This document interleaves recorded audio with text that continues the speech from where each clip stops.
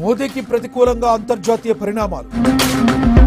నమ్మిన వారే ఎదురు తిరుగుతున్న వైనంపై విస్మయం. వందల విదేశీ పర్యటనల ఫలితాలపై ప్రతిపక్షాల ఆగ్రహం.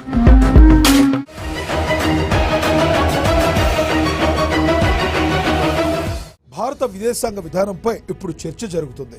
11 ఏళ్లుగా ప్రధాని మోడీ 100కు పైగా విదేశీ పర్యటనలు చేయగా భారత చుట్టుపక్కల దేశాలన్నీ ఇప్పుడు ఒక్కొక్కటిగా వ్యతిరేకంగా మారడం ప్రజలను ఆందోళనకు గురిచేస్తుంది. భారత్పై రాజకీయ ఒత్తిడి కనబడుతుంది.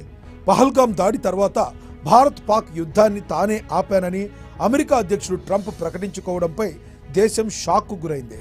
రష్యా ఉక్రెయిన్ యుద్ధం, చైనా భారత్ సరిహద్దు ఉద్రిక్తతలు, మధ్యప్రాచ్య సంక్షోభం వంటి అంతర్జాతీయ సమస్యలు భారత్ యొక్క విదేశాంగ విధానాన్ని సవాలు చేస్తున్నాయి.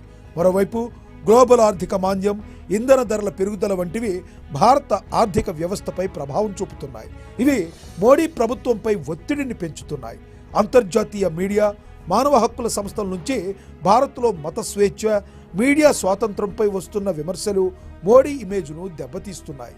అయితే ఈ సవాళ్లను అధిగమించి 3వ టర్మ్లో మోదీ ప్రస్థానం విజయవంతంగా ఎలా కొనసాగించడం పరీక్ష.